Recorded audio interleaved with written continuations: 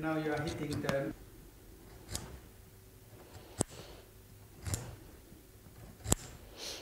So I am pairing it all the way across the cross section to make sure I've absolutely got every single ring that's there.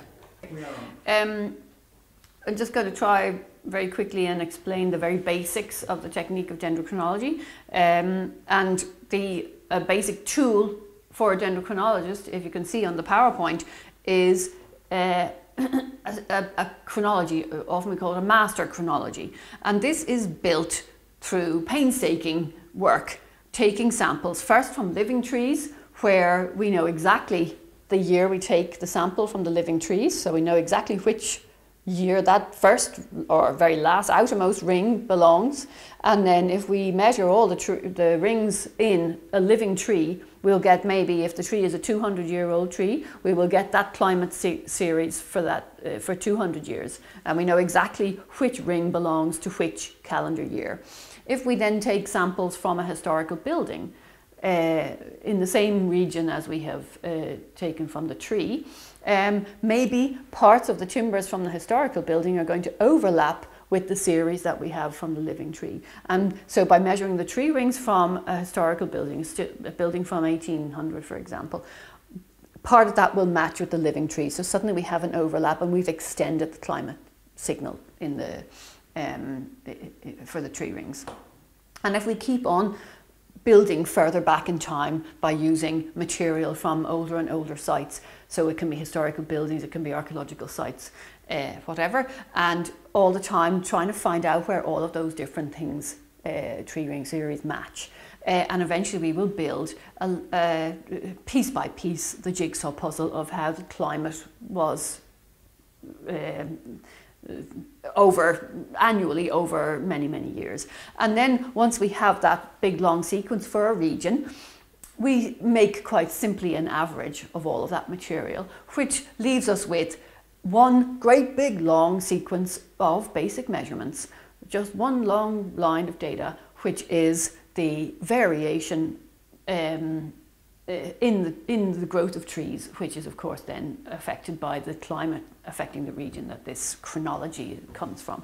So when I want to analyse a shipwreck of unknown age, I also need several samples from the shipwreck so that we can actually make effectively a little mini chronology out of the material from the shipwreck. So I will measure first sample, second sample, third sample. I will see how they're matching between each other. And I will find these good sequences matching each other. Some nice and then I can make an average from all of the sequences from the ship. In this case, it's the Koldingkog, a Danish shipwreck. And then when I've done that, I'm making a little mini chronology that represents the ship, that represents the climate that is fossilized in those tree rings.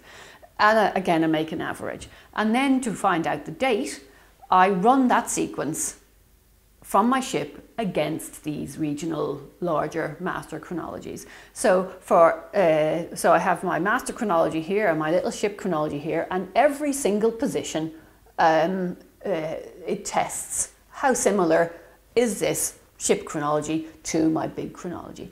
And really there is absolutely only one place that it should fit, and that would be in its correct dating position.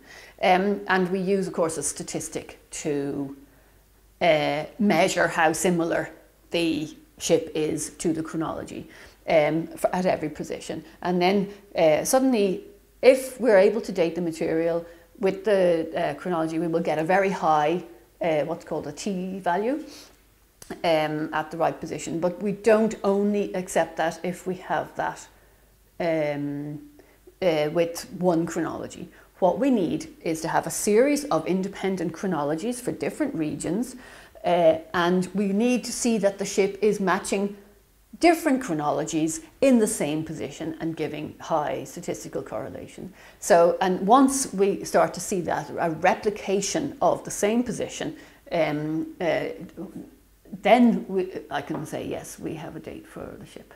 But it's always more tricky to date a single sample than it is to date a series of samples. because once we have 4, 5, 6 samples from a single shipwreck, then by making the average when we found the position between them internally, we are taking away the individual tree's reaction to its growth conditions, and we're highlighting the climate signal that's in that material, which means that it's more likely that we can get a date. And especially with things like shipwrecks, because this is a material that has been moving around, been sailing, it's been built one place, it's sailed one other place, it's sailed all sorts of other places, it's been repaired, and eventually either it wrecks or it's abandoned or whatever. And so it's especially important with shipwrecks that you have a good many samples, because you need to be able to find where the dating is among a completely unknown geographical range. So you don't know where the timber is coming from, and you don't know when the timber is from. So you really need to have built up a good climate signal so that you can date the material. And there is material that doesn't date, that also happens. And this could be because, for example, the ship is made from timber from a place where we don't have chronologies. That can happen. And so, of course, once you have found the date for the timber, you can, by using the network of chronologies that we have built up in Northern Europe over many decades, you can actually start to say where the timber had grown. So by seeing how good the correlation is between our ship chronology at its dated position and a whole series of tree ring data sets. So if you look at the PowerPoint again, you can see that I've made these maps where I make a circle and I size it according to the t-value that's achieved between the ship and different chronologies from Northern Europe. And you can clearly see in this example that you get lots of really high correlations in one geographical area. So very clearly it's pointing towards the region of origin of the shipwreck. To account for missing sapwood, that means that the tree that this sample is from is felled after 1724. It's definitely not the ship that Minna is looking for.